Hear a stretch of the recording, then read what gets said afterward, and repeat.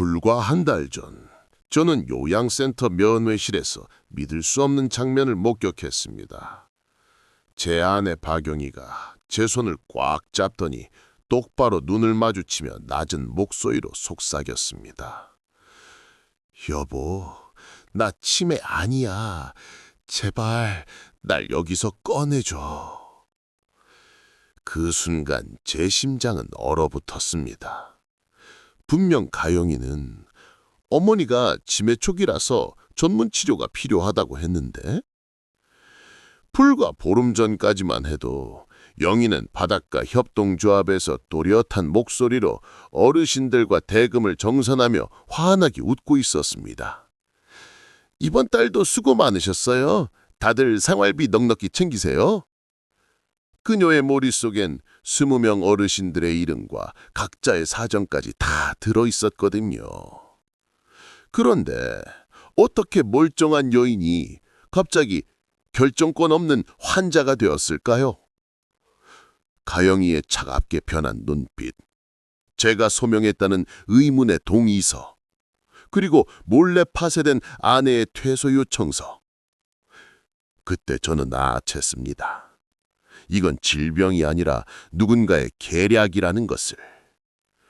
이제 저는 37년간 쌓아온 모든 경험을 동원해서 제 아내의 존엄을 되찾기 위한 싸움에 나서야 했습니다. 과연 저는 이 거대한 음모에 맞서 승리할 수 있을까요? 안녕하십니까. 저는 이정원입니다. 37년간 공무원으로 일하다 은퇴한 평범한 남자죠. 하지만 오늘 여러분께 들려드릴 이야기는 결코 평범하진 않습니다. 저는 지금도 그 순간을 생각하면 가슴이 답답해집니다. 제주도에서 동창 모임을 마치고 3박 4일 만에 집으로 돌아왔는데 대문 앞에 아들 도현이 초조하게 서 있더군요. 평소보다 야윈 얼굴, 불안한 눈빛, 뭔가 심상치 않다는 걸 직감했습니다. 아버지, 죄송해요. 어머니가... 도현의 떨리는 목소리로 상황을 듣는 순간 제 다리에 힘이 빠졌습니다. 아내가 갑자기 쓰러져서 병원에 입원했다가 지금은 오션뷰 요양센터에서 전문 치료를 받고 있다는 겁니다. 치매 초기 승선이래요. 가영이가 모든 절차를 밟아서 임시 후견 결정도 받았고. 임시 후견? 제가 3일 집을 비운 사이에 제 아내에게 후견인이 생겼다고요? 급히 요양센터로 달려갔습니다. 바닷가가 내려다 보이는 깔끔한 시설이었지만 제 마음은 편하지 않았어요. 면회실에서 만난 아내의 첫 마디가 충격이었거든요.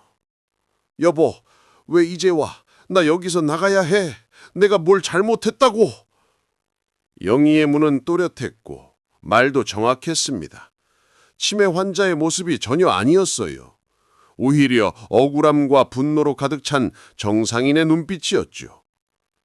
가영이가 옆에서 차분하게 설명했습니다. 아버님, 어머님이 가끔 이렇게 명료해 보이실 때가 있어요. 하지만 어제는 우리가 누군지도 못 알아보시고 길도 잃어버렸다고 해서. 그런데 이상했습니다. 제가 떠나기 전날 밤 영희는 협동조합 회계장부를 정리하며 내년 사업계획까지 세세하게 메모하고 있었거든요. 그 글씨체도 내용도 모두 정확했는데 집으로 돌아와 아내의 책상을 살펴봤습니다. 며칠 전까지 쓰던 메모들이 그대로 있었어요. 김영자 할머니 혈압약 떨어져 가니 병원 예약 잡아드릴 것, 다음 주 조합비 정산, 박씨 어르신 의료비 지원권 확인. 이게 치매 환자가 쓴 글일까요? 더욱 의심스러운 건 가영이의 태도였습니다. 평소 살갑던 가영이가 갑자기 사무적으로 변했어요. 그리고 도연은 내내 시선을 피하며 불안해했죠. 도연아, 정말 내 어머니가 아픈 거 맞아? 아버지, 저도 정확히는 모르겠어요. 가영이가 모든 걸 처리했거든요. 그 순간 깨달았습니다. 뭔가 크게 잘못되었다는 걸. 37년간 민원인들의 거짓말과 진실을 구분해온 제 촉이 강하게 경고하고 있었어요. 밤늦게 혼자 앉아 생각해봤습니다. 왜 하필 제가 여행 간 사이에 왜 가영이가 모든 절차를 혼자 처리했을까? 그리고 도연은 왜 그렇게 불안해할까? 다음 날 아침 저는 결심했습니다. 반드시 진실을 밝혀내겠다고. 제 아내가 정말 아픈 건지 아니면 누군가의 계획에 희생된 건지 반드시 알아내겠다고 말이죠. 하지만 그때 저는 몰랐습니다. 이것이 제 인생에서 가장 힘든 싸움의 시작이라는 걸. 이튿날 아침 저는 더 이상 참을 수 없었습니다. 아들 도연과 며느리 가영이를 거실로 불러 앉혔죠. 37년간 공무원 생활을 하면서도 가족 앞에서는 한 번도 목소리를 높인 적이 없었는데 그날만은 달랐습니다. 도연아, 가영아, 솔직하게 말해봐. 정말 내 어머니가 치매인 거야. 가영이가 먼저 입을 열었습니다. 평소와 달리 차갑고 단호한 목소리였어요. 아버님, 현실을 받아들이셔야 해요. 어머님 상태가 생각보다 심각해요. 어제도 우리가 누군지 몰라보시고 길에서 헤매시다가 거짓말하지 마! 제 목소리가 거실을 울렸습니다. 가영이가 깜짝 놀라 뒤로 물러섰어요. 어제 내가 요양원에서 본데 어머니는 멀쩡했어. 오히려 억울해하고 있었다고. 그리고 이걸 봐. 저는 아내의 메모장을 꺼내들었습니다. 며칠 전까지 쓴 협동조합 업무일지였죠. 이게 치매 환자가 쓴 글씨인가? 날짜도 정확하고 계산도 틀린 게 하나도 없어. 심지어 다음 달 계획까지 세세하게 적어놨다고. 도연이 고개를 들지 못하고 있었어요. 손을 떨면서 중얼거렸습니다. 아버지, 저희도 어쩔 수 없었어요. 빚이 너무 많았어. 빚? 그 순간 퍼즐의 조각이 맞춰지기 시작했습니다. 도연아, 네가 얼마나 빚을 졌길래? 가영이가 도연의 말을 가로막았습니다. 아버님, 그건 중요한 게 아니에요. 중요한 건 어머님이 전문적인 치료를 받으셔야 한다는 거예요. 그래서 임시후견 신청을 한 거고. 임시후견? 저는 가영이를 똑바로 쳐다봤습니다. 그게 뭔지나 알고 신청했나? 그건 아내의 모든 재산과 결정권을 너희가 가져간다는 뜻이야. 그래야 어머님 치료비도 되고 생활도 안정적으로 관리할 수 있잖아요. 가영이의 대답에서 저는 확신했습니다. 이들의 목적이 무엇인지를. 그래, 솔직히 말해봐. 우리 집 담보로 대출 받으려고 하는 거지. 정적이 흘렀습니다. 도연이 고개를 들었는데 눈가가 빨갛게 되어 있었어요. 아버지, 미안해요. 사업 실패하고 나서 빚이 2억이 넘어요. 매일 독촉 전화가 와서 가영이도 스트레스 받고 어머님 명의로 된 집이라도 담보로 잡아야. 그래서 내 어머니를 치매 환자로 만든 거구나. 제 목소리가 벽에 부딪혀 돌아왔습니다. 가영이가 의자에서 벌떡 일어났어요. 아버님, 왜 이렇게 말씀하세요? 저희가 뭘 잘못했다고요? 어머님 치료받게 하는 게 잘못인가요? 치료? 멀쩡한 사람을 환자로 만드는 게 치료야? 아버님이 뭘 하세요? 요즘 치매는 초기에 잡아야 해요. 늦으면 정말 위험해진다고요.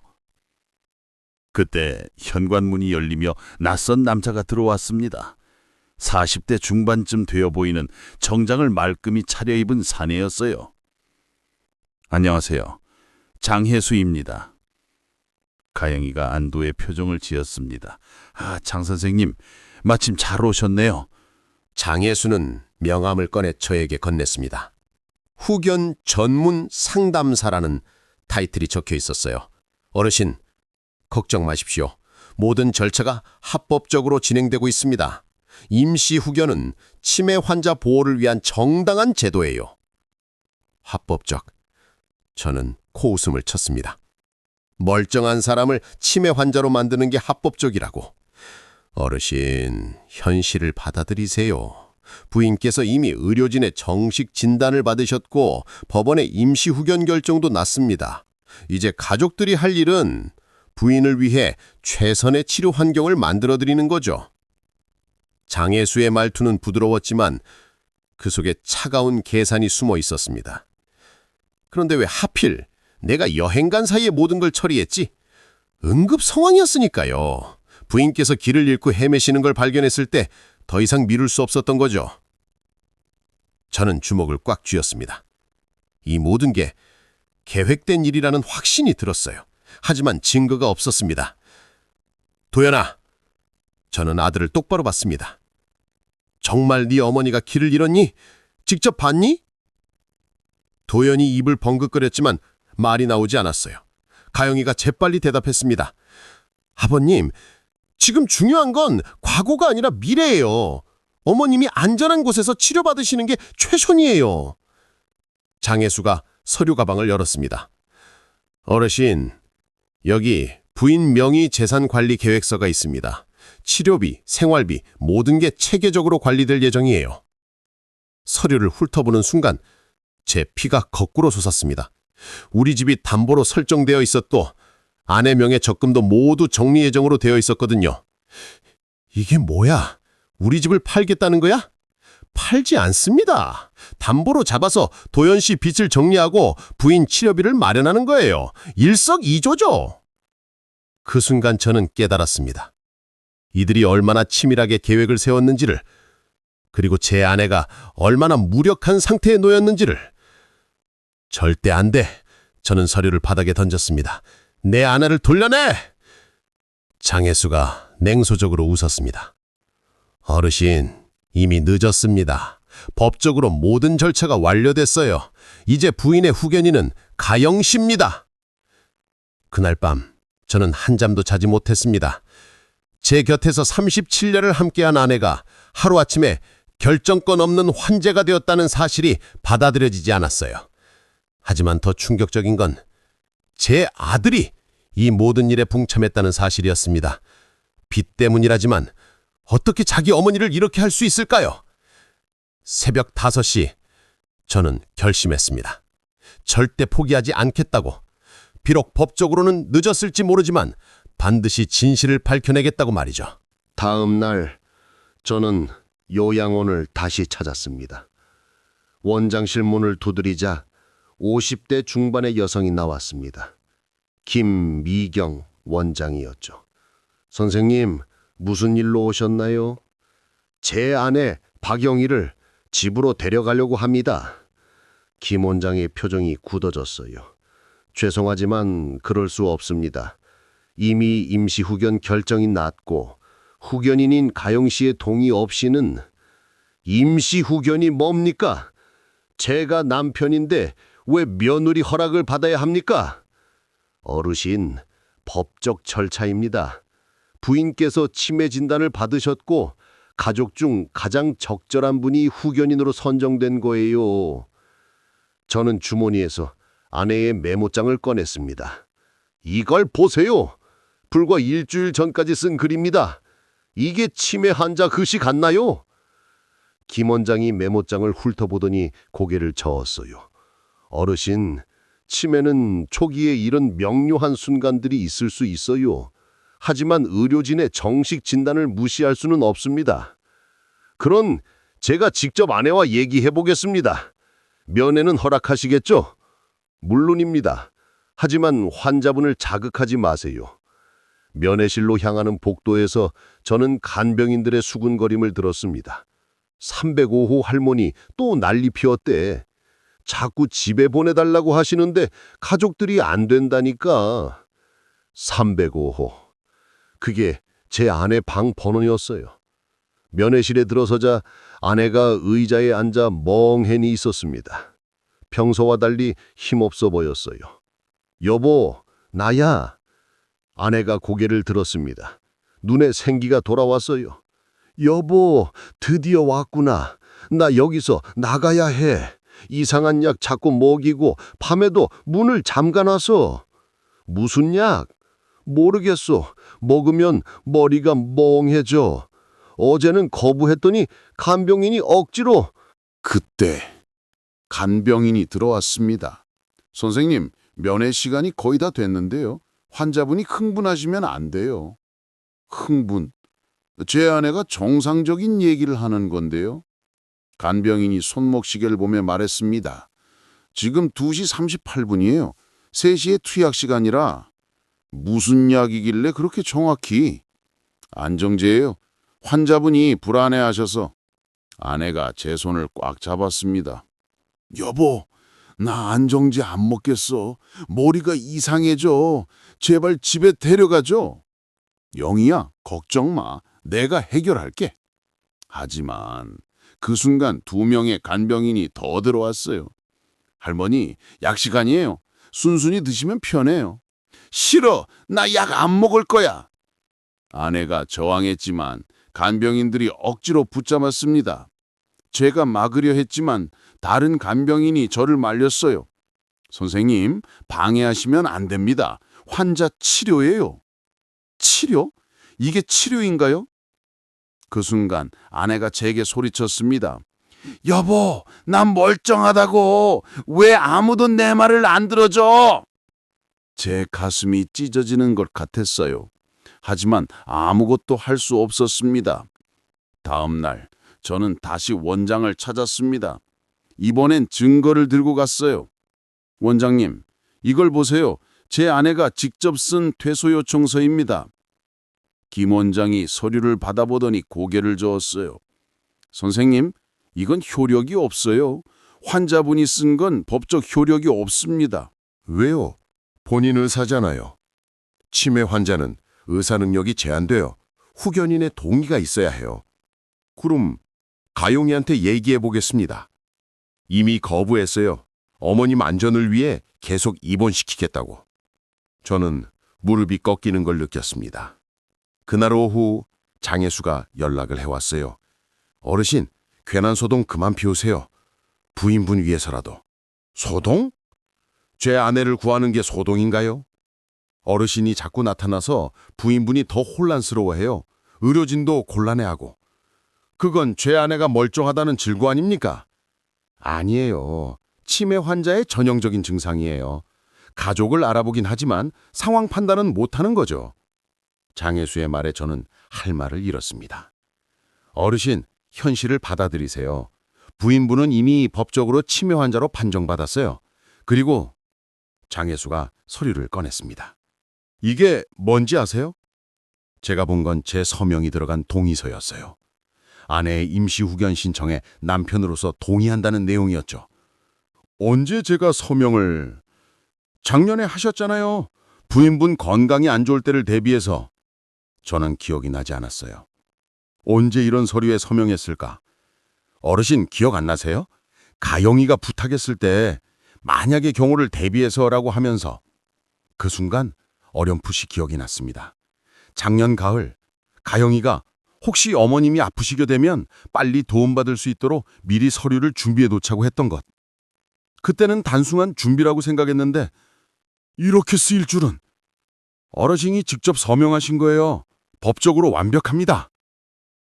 그날 밤 저는 혼자 앉아 울었습니다. 제 손으로 제 아내를 올가맨 셈이었어요. 37년 공무원 생활을 하면서도 이렇게 무력했던 적은 없었습니다. 아내는 요양원에 갇혀서 하루하루 이상한 약을 먹고 있고 아들은 빚 때문에 가영이의 편에 서 있고 법적으로는 모든 게 완벽하게 처리되어 있었어요. 과연 제가 이 상황을 뒤집을 수 있을까? 그때는 정말 모든 게 끝난 것 같았습니다. 절망 속에서 며칠을 보내던 중 예상치 못한 도움의 손길이 나타났습니다. 요양원 복도에서 우연 만난 젊은 감경인이었어요. 20대 후반쯤 되어 보이는 여성이 조심스럽게 다가왔습니다. 보호자분, 잠깐 얘기할 수 있을까요? 누구세요? 노세빈이에요. 305 담당 간병인입니다. 제 마음이 뛰었어요. 아내를 돌보는 사람이었거든요. 세빈은 주변을 둘러보더니 작은 목소리로 말했습니다. 보호자분, 환자분 정말 멀쩡하세요. 뭐라고요? 처음에 저도 치매 환자인 줄 알았어요. 그런데 며칠 지켜보니까 이상한 거예요. 세빈은 계속 말했습니다. 환자분이 밤에 혼자 계실 때는 완전히 정상이에요. 책도 읽으시고 편지도 쓰시는데 그런데 가족들이나 원장님 앞에서만 멍해지세요. 정말인가요? 네. 그리고 어제 환자분이 퇴소 신청서를 써서 제게 주셨거든요. 원장한테 전해달라고 하면서. 그 신청서는 어디 있나요? 세빈의 얼굴이 어두워졌어요. 파쇄했어요. 제가 원장실에 가져다 드렸는데 바로 찢어버리더라고요. 제 손에 힘이 들어갔습니다. 증거가 있나요? 제가 사진을 찍어두었어요. 세빈이 휴대폰을 꺼내 보여주었습니다. 안에 또렷한 글씨로 쓰인 퇴소 신청서가 선명하게 찍혀 있었어요. 그리고 이것도 두 번째 사진에는 원장이 신청서를 찢는 모습이 있었습니다. 세빈 씨, 왜 이런 걸 도와주시는 거예요? 제 할머니도 비슷한 일을 당하셨거든요. 멀쩡한데 치매라고 해서 요양원에 결국 진짜 치매가 되셨어요. 세빈의 목소리에 분노가 섞여 있었어요. 하지만 조심하세요. 제가 이런 말 하는 거 알면 잘릴 거예요. 걱정 마세요. 제가 보호해 드릴게요. 그날 저는 오랜만에 희망을 느꼈습니다. 혼자가 아니라는 게 얼마나 든든한지 몰랐어요. 다음 날 저는 인터넷에서 공익 변호사를 검색했습니다. 그리고 법률 상담소라는 곳을 찾아갔습니다. 안녕하세요. 문지안 변호사입니다. 35살 정도 되는 여성 변호사였어요. 사무실은 작았지만 벽면 가득 승소 현수막이 걸려 있었습니다. 제 사연을 들은 문 변호사는 고개를 끄덕였어요. 최근에 이런 사례가 늘고 있어요. 임시 후견 제도를 악용하는 경우죠. 정말 해결할 방법이 있을까요? 어렵지만 불가능하진 않아요. 다만 확실한 증거가 필요해요. 문 변호사가 메모지에 뭔가를 적었습니다. 첫째, 부인께서 정상이라는 의학적 증거. 둘째, 후견 신청 과정의 부정행위 증거. 셋째, 현재 부당한 대우를 받고 있다는 증거. 간병인이 도와주고 있어요. 사진도 찍어뒀고. 그거 중요해요. 하지만 더 필요해요. 녹음기 같은 것도 준비하시고. 문 변호사라 작은 녹음기를 하나 건넸습니다. 이걸 가지고 다니세요. 상대방과 대화할 때마다 녹음하시고. 그런데 비용은... 걱정 마세요. 이런 사건은 공익 차원에서 하는 거예요. 그날부터 저는 체계적으로 증거 수집에 나섰습니다. 먼저 아내와의 면회 때마다 녹음기를 돌렸어요. 아내가 얼마나 정상적으로 대화하는지 기록하기 위해서였죠. 둘째, 세빈에게 부탁해서 아내의 일상 모습을 몰래 찍어달라고 했어요. 셋째, 장혜수나 원장과의 통화 내용도 모두 녹음했습니다. 넷째, 협동조합 사람들에게 증언을 부탁했어요. 아내가 얼마나 멀쩡했는지 증명하기 위해서요. 일주일 후 제 휴대폰에는 수십 개의 파일이 쌓였습니다. 사진, 녹음, 동영상, 증언서. 문 변호사에게 가져다 보여주자 그녀의 얼굴에 미소가 번졌어요. 이 정도면 충분해요. 재심 신청할 수 있을 것 같아요. 하지만 그때 저는 몰랐습니다. 상대방도 가만히 있지 않는다는 걸 그들의 반격이 시작되려 하고 있었어요. 제가 증거를 모으고 있다는 소식이 새어나갔나 봅니다. 어느 날 갑자기 장혜수에게서 전화가 왔어요. 어르신, 요즘 바쁘시네요. 여기저기 돌아다니시면서. 무슨 말씀이세요? 변호사도 만나시고 증거 수집도 하시고 다 알고 있어요. 제 등에 식은땀이 흘렀습니다. 어르신, 괜한 짓 하지 마세요. 부인분만 힘들어져요. 협박하는 거예요. 협박이 아니라 준 거예요. 법적으로 이미 끝난 일을 왜 자꾸 건드리세요? 그날 오후 요양원에서 연락이 왔습니다.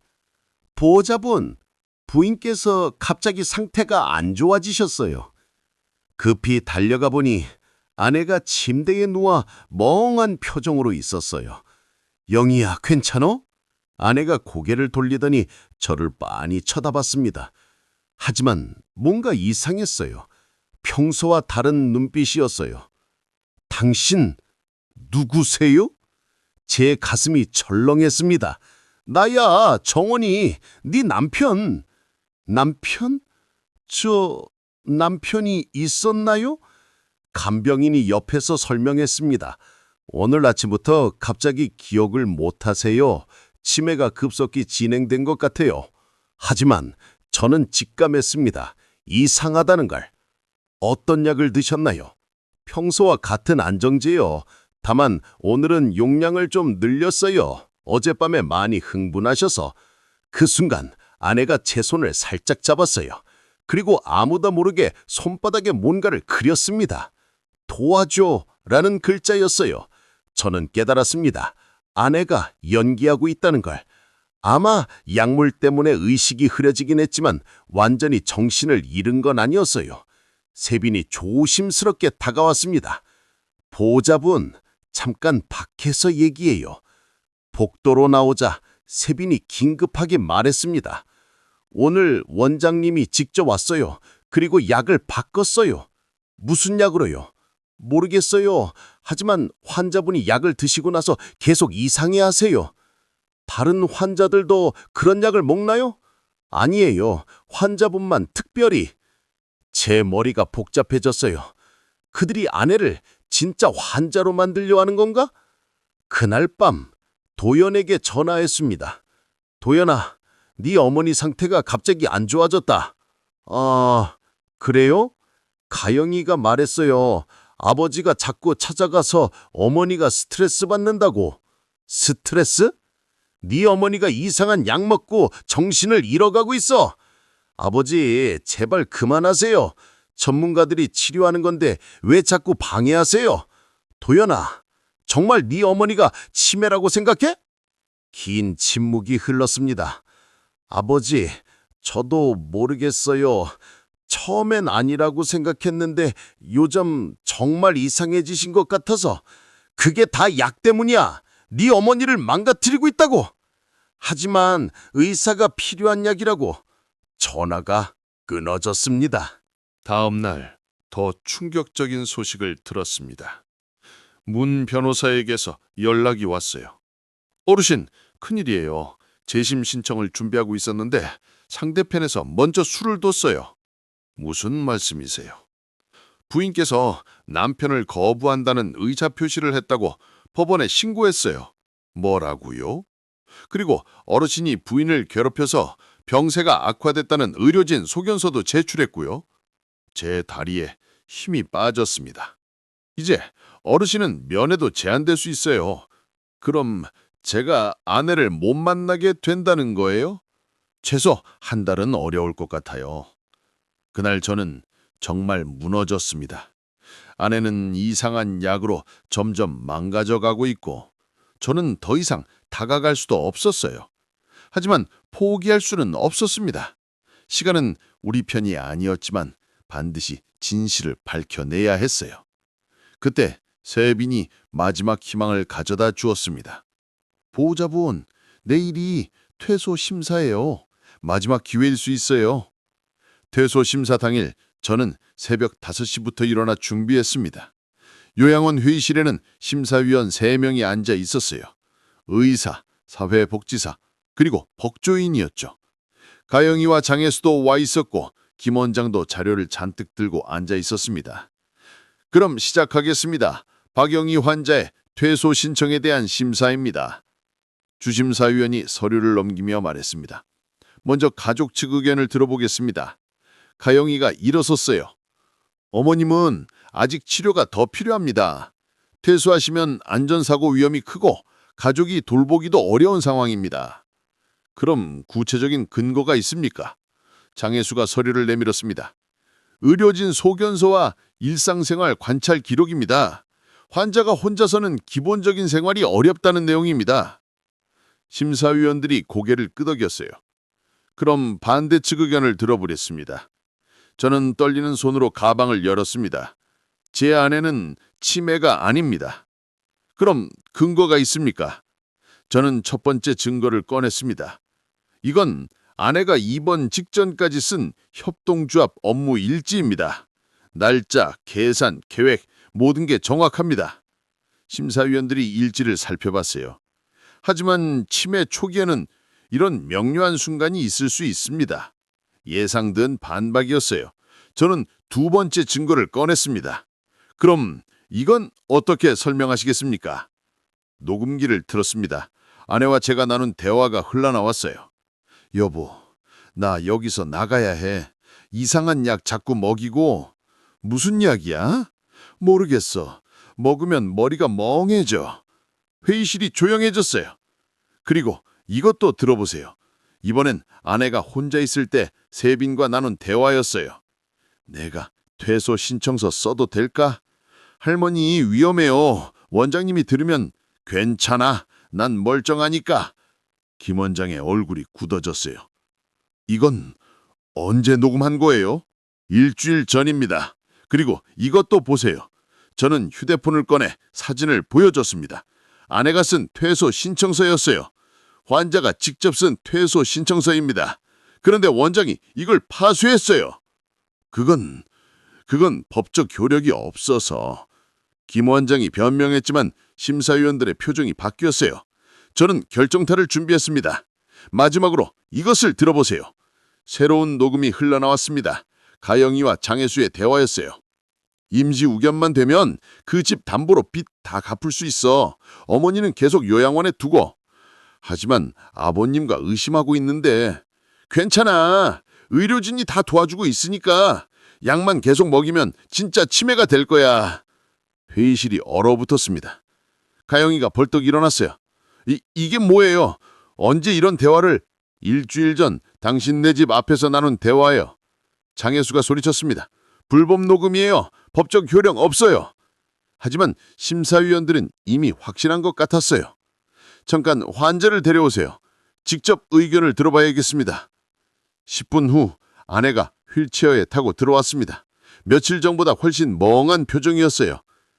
박영희 씨, 여기가 어딘지 아세요? 아내가 고개를 들었어요. 잠시 흔들리더니 또렷하게 말했습니다. 요양원이에요. 그리고 저는 아프지 않습니다. 남편분을 아세요? 아내가 저를 봤어요. 눈에 생기가 돌아왔습니다. 제 남편 이정원이에요. 37년을 함께 살았어요. 심사위원이 계속 질문했습니다. 그럼 왜 여기 계신 거죠? 아내가 가영이를 쳐다봤어요. 며느리가, 아니 도연이 아내가 절 여기 보냈어요. 빚 때문에 집을 담보로 잡아야 한다면서.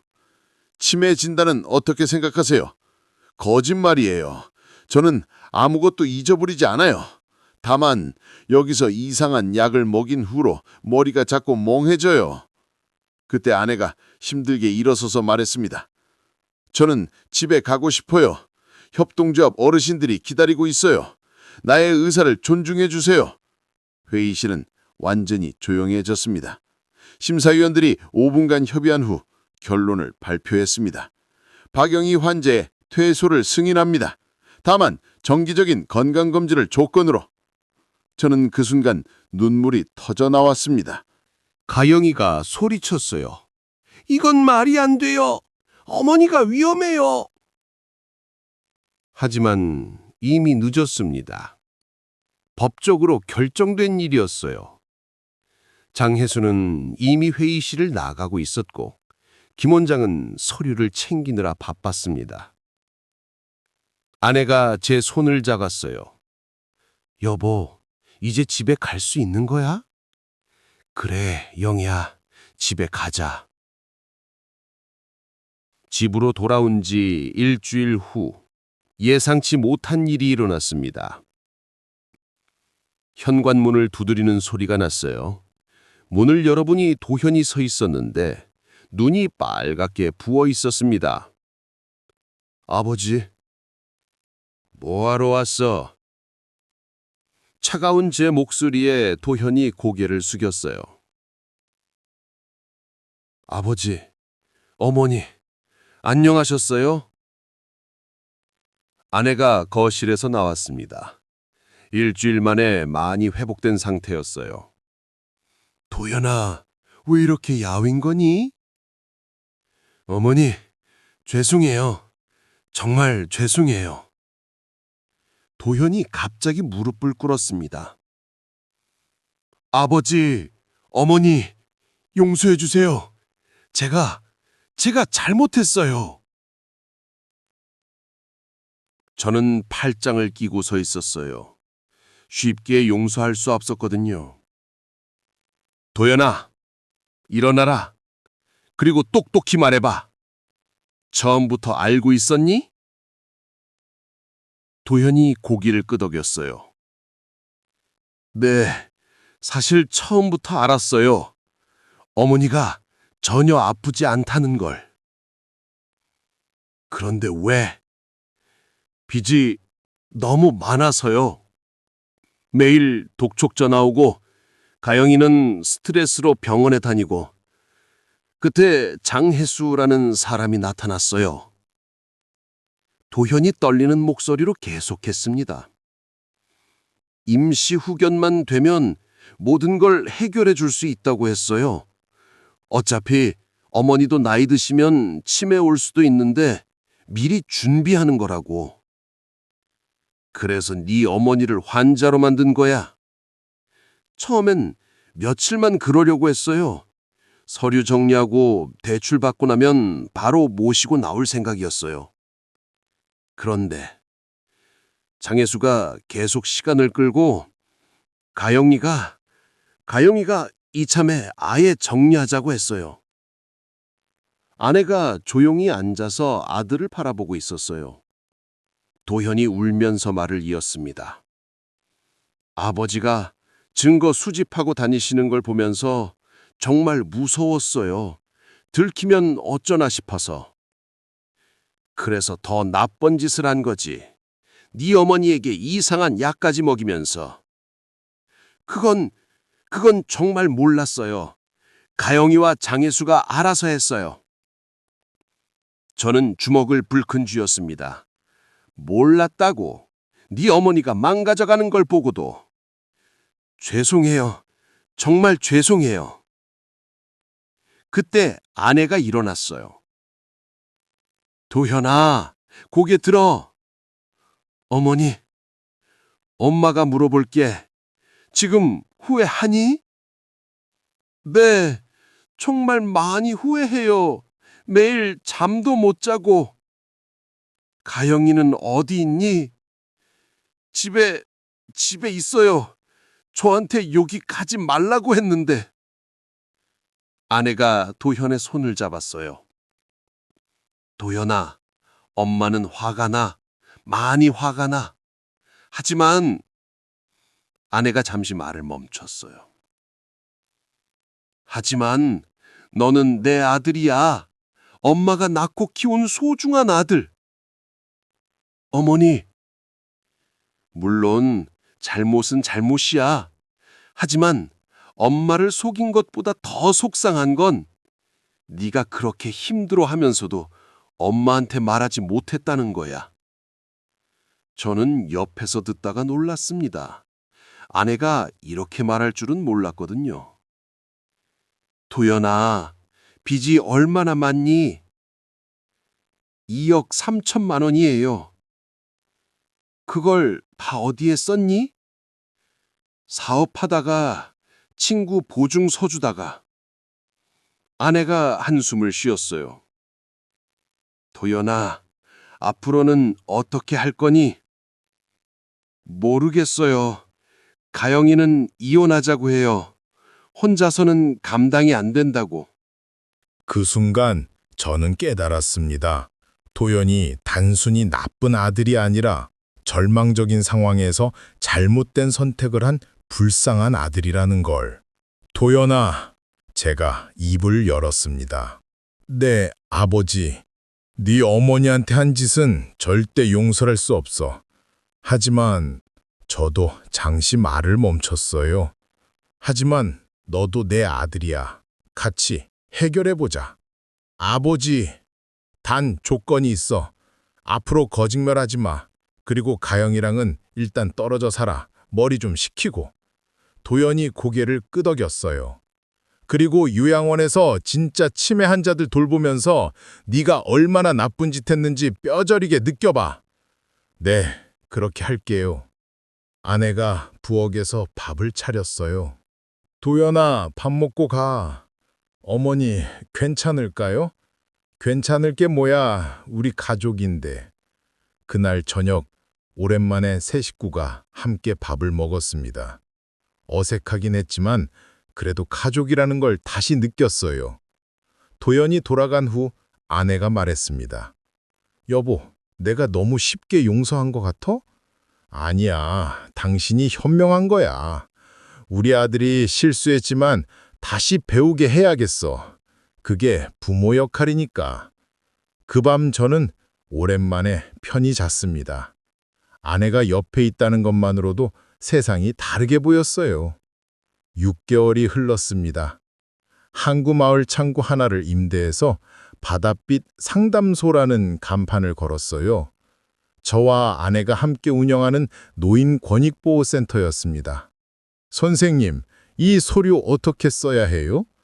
80세 박할아버지가 임시 후견 관련 서류를 들고 오셨어요. 이거 함부로 서명하시면 안 돼요. 먼저 자녀분들과 충분히 상의하시고. 제가 직접 설명해 드렸습니다. 37년 공무원 경험이 이럴 때 도움이 됐어요. 아내는 협동조합 일을 다시 시작했습니다. 더 많은 어르신들이 찾아오셨어요. 영희야, 그때 네가 사라졌을 때 얼마나 걱정했는지 몰라.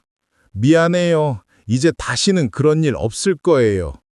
어르신들은 아내의 경험담을 들으며 자신들도 조심해야겠다고 다짐하셨습니다. 도연이는 약속을 지켰습니다. 매주 토요일마다 인근 요양원에서 봉사활동을 했어요. 진짜 치매 환자들을 돌보면서 자신이 얼마나 큰 실수를 했는지 깨달았다고 했습니다. 아버지, 어머니, 오늘 할머니 한 분이 저한테 고마워하셨어요. 무슨 일로? 손톱 깎아드렸는데 자기 아들 같다고. 그런데 그 순간 어머니 생각이 났어요. 제가 어머니한테 얼마나 나쁜 짓을 했는지. 도연이는 이제 정말 달라졌습니다. 가영이와는 결국 이혼했지만 혼자서도 차근차근 빚을 갚아나가고 있었어요. 아들아, 천천히 해. 엄마 아빠가 도와줄게. 아니에요. 제가 만든 빚은 제가 갚아야죠. 어느 날 예상치 못한 방문자가 있었습니다. 간병사 노세빈이었어요. 어르신, 안녕하세요. 세빈 씨, 웬일이야? 사실 요양원 그만뒀어요. 그리고 여기서 일하고 싶어요. 여기서? 네, 진짜 어르신들을 위한 일을 하고 싶어요. 세빈이 합류하면서 상담소는 더욱 체계적으로 운영되기 시작했습니다. 그리고 또 하나의 반가운 소식이 있었어요. 어르신, 장애수 구속됐어요. 정말요? 네, 저희 사건을 계기로 수사가 시작됐는데 비슷한 피해자가 수십 명이나 나왔어요. 신문 기사를 보니 가짜 치매 만드는 후견 브로커 일당 검거라는 제목이 크게 실려 있었어요. 김미경 요양원 원장도 같이 구속됐다고 했습니다. 이제 다른 어르신들은 안전하겠네요. 네, 그리고 어르신 사연이 알려지면서 많은 분들이 용기를 얻고 계세요. 실제로 상담소에는 매일 비슷한 상황의 어르신들이 찾아오셨습니다. 저희도 임시 후견 당했는데 어떻게 해야 하나요? 걱정 마세요. 차근차근 도와드릴게요. 이제는 저희뿐만 아니라 문 변호사, 세빈, 그리고 도연이까지 함께 도왔습니다. 어느 일요일 저녁 바닷가를 산책하며 아내와 이야기했습니다. 여보, 처음엔 우리만 살려고 시작했는데 이제 많은 분들을 도울 수 있게 됐네. 그러게, 살짝 힘들긴 하지만 보람 있어. 고마워. 당신이 포기하지 않고 싸워줘서. 나야말로 고마워. 여보가 끝까지 믿어줘서. 바닷바람이 시원하게 불어왔습니다. 여보, 우리 이제 늙었는데도 새로운 일을 시작했네. 늙긴 뭐가 늙어. 이제 시작이야. 아내가 웃으며 제 팔짱을 꼈어요. 앞으로 더 많은 어르신들을 도와야지. 저는 바다를 바라보며 속삭였습니다. 이제는 아무도 우리 세대를 함부로 흔들 수 없어. 저 멀리 수평산 위로 태양이 떠오르고 있었습니다. 새로운 하루, 새로운 희망의 시작이었어요. 바닷빛 상담소의 간판이 바닷바람에 살랑살랑 흔들리고 있었습니다. 여러분, 긴 이야기 끝까지 들어주셔서 고맙습니다. 이 이야기는 단순한 개인의 경험담이 아닙니다. 우리 사회 곳곳에서 일어나고 있는 일이에요. 나이가 들었다고 해서, 판단력이 흐려졌다고 해서 함부로 대할 수 있는 존재는 아무도 없습니다. 여러분의 부모님, 조부모님도 언제든 이런 상황에 놓일 수 있어요. 그때 여러분이 마지막 희망이 될 수 있습니다. 건강하세요. 그리고 가족을 사랑하세요. 돈보다 소중한 건 서로에 대한 신뢰와 사랑입니다. 혹시 비슷한 일을 겪고 계시거나 도움이 필요하시면 언제든 연락하세요. 우리 모두 함께 이겨낼 수 있습니다. 구독과 좋아요로 응원해 주시고 주변에 이런 일을 겪는 분이 계시면 이 이야기를 공유해 주세요. 건강한 하루 되시고 늘 행복하세요. 감사합니다.